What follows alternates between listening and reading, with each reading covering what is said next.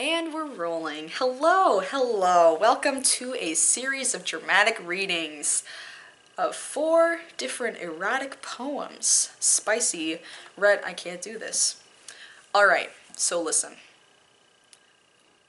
I spent a lot of time trying to find all of these different kinds of poems. I dropped the book itself in my buffalo chicken sandwich. That kind of sucked, but you know what? Now it smells savory. Now it's savory as well as spicy, if you know what I mean. I was not planning on having to read even one of them. Maybe one, tops, you know? Not 2, not 3, and certainly not 4. You know, I could probably do more, but I'm putting the cap on 4. Because while I was pouring through this, while I was, you know, holding myself up in my room, trying to figure out which poems could just satisfy the audience, I realized, wow, I could be studying, I could be doing stuff that is actually relevant in my life. No, I'm just... So I present to you 4 different poems from this book. If you can even call it that. So we're just gonna heckin' go right into it. We're gonna start at a poem called A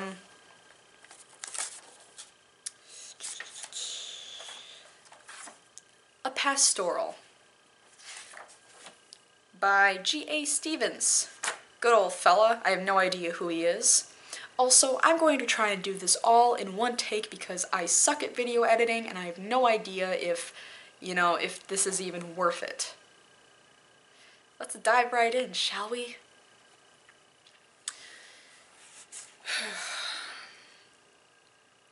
By the side of a green stagnant pool, brick-dust Nan she sat scratching her head, black matted locks frizzled her skull as bristles the hedgehog bespread. The wind tossed her tatters abroad, her ashy bronze beauties revealed.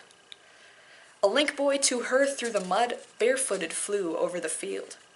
As vermin on vermin delight, as carrion best suits the crow's taste, so beggars and bunters unite, and swine like on dirt make a feast. To a Hottentot offals have charms, with garbage their bosoms they deck. She sluttishly opened her arms, he filthily fell on her neck. On her flabby breast one hand he placed, no towels those breasts ever tease. The other fist gripped her stays wanting waist, like ladies she dressed for her ease. Jack drew forth his quid, and he swore, then his lower lip charged to the brim. He scowled like a lewd grunting boar, and squinting she leered upon him. "Oh, my love, thou I cannot well jaw," this plier at playhouse began. "Not tobacco's so sweet to the chaw as to kiss is the lips of my Nan." "Oh, my Jack," cries the mud-colored she, and gave him such rib-squeezing hugs. "In a dust-hole I'll cuddle with thee, I blast me, though bit by the bugs." Full as black as themselves, now the sky to the south of the hemisphere lowered, to finish love's feast in the dry. To a stable they hastily scoured, while hungry rats round them explored, and cobwebs their canopy grace. Undaunted on litter they snored, fatigued with dirt, drink, and embrace. Good old G.A. Stevens. Alright, well, my next one down, 3 more to go, I guess. So, this next one is going to be, I'm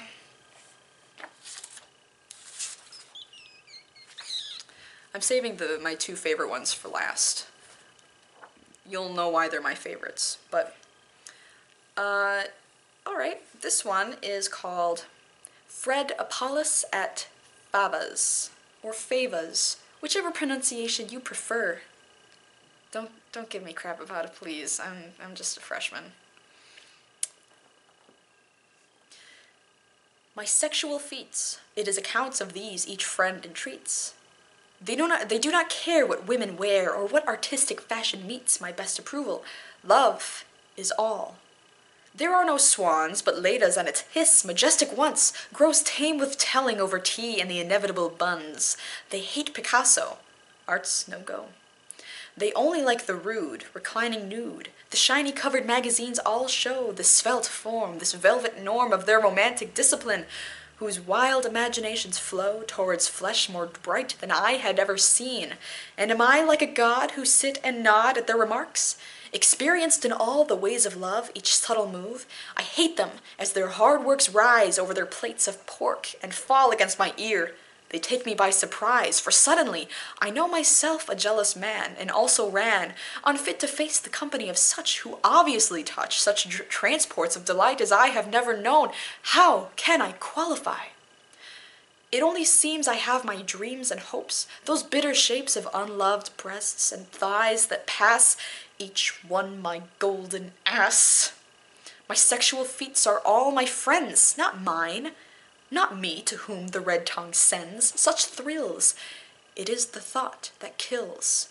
These men, how vainly, turn towards me again. That was by Nicholas Moore. This book's, back when this book was made, he was still alive, but since he was born in 1918, who knows at this point? I don't think I want to know.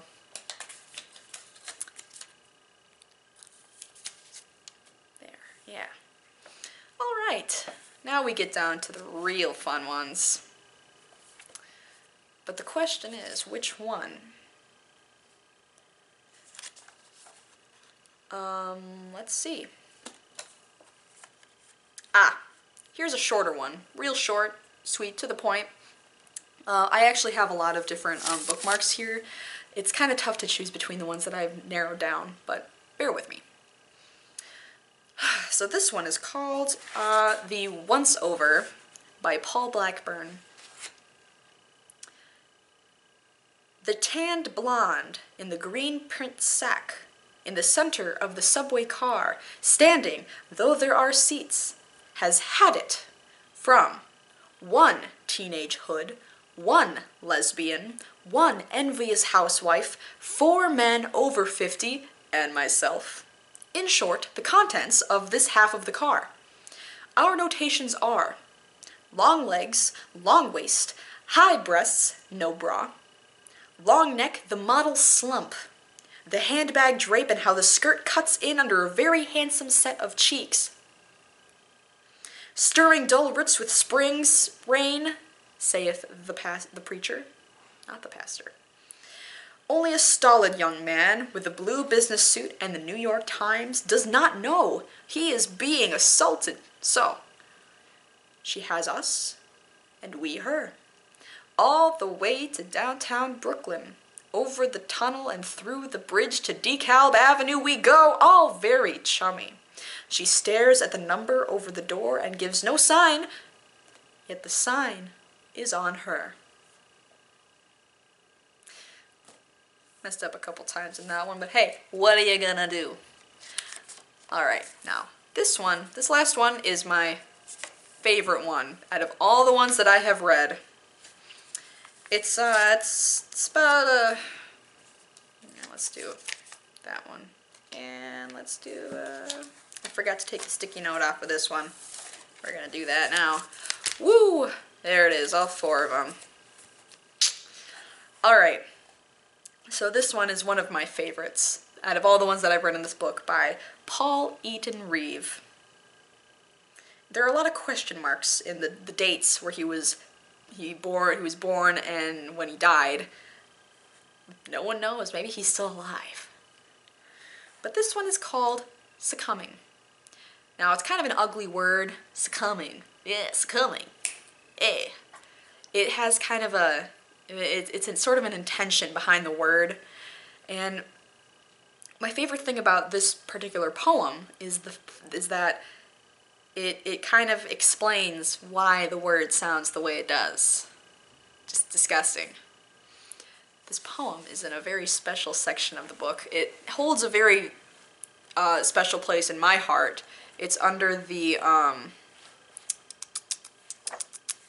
bypaths and oddities section. So basically all the kinks, Fun stuff, yeah. The Tumblr section.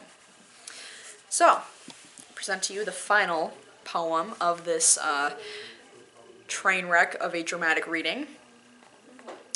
All right. They tried to evolve a sphere where they could succumb to each other without the world intruding. And lo, they found they could succumb in the presence of the world, and they succumbed to each other first in the presence of a horse.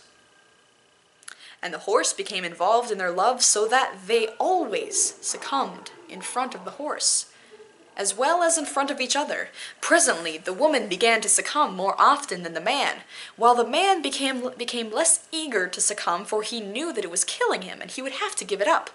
But she succumbed to him so often that he was forced to succumb to her. So together, they succumbed and succumbed and succumbed and succumbed and succumbed and succumbed, and then he succumbed to other succumbings, and then she succumbed with another abler and stronger than he. So together they succumbed and succumbed and succumbed and succumbed and succumbed and succumbed and succumbed. Again, the woman forced the man to succumb to other things, so she went her way succumbing and succumbing and succumbing.